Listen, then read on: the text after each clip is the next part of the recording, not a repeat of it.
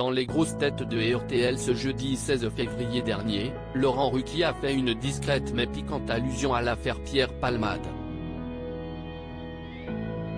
Cela fait maintenant 10 jours que Pierre Palmade est au cœur de l'actualité, après avoir provoqué un accident de voiture survenu en Seine-et-Marne alors qu'il conduisait sous l'emprise de la cocaïne.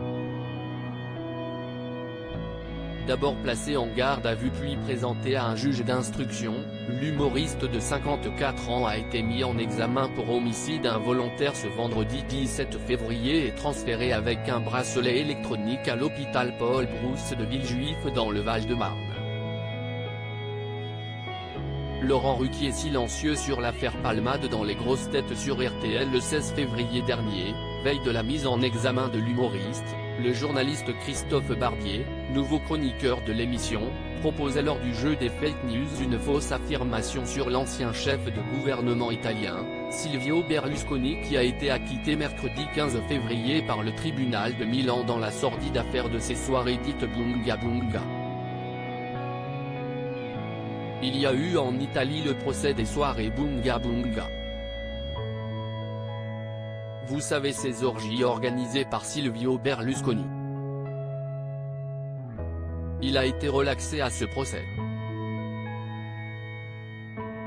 Pour être encore plus relaxé, au moment de l'annonce du verdict, il s'est tourné vers la juge et le cavaliere lui a demandé en italien, une pompinello, si est à dire en français, une turlute, a exposé Christophe Barbier sous les éclats de rire de ses collègues sociétaires. Tant qu'on ne conduit pas une question bilingue et très grivoise, style auquel les auditeurs des grosses têtes sont habitués, mais qui a inspiré une blague assez osée à Laurent Ruquier. J'accepte d'autres langues, tant qu'on ne conduit pas, a-t-il répliqué, hilar face à ses sociétaires faussement gênés. Si est-il la seule allusion de l'animateur aux faits divers tragiques impliquant celui qu'il côtoie habituellement dans son émission sur RTL ou sur différents plateaux télé.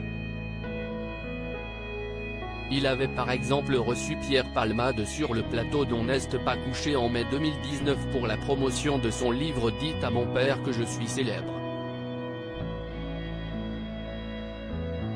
Conscient de son addiction, l'ex-mari de Véronique Sanson avait déclaré « Je ne prendrai plus jamais de drogue de ma vie, je le pense profondément et j'y crois ».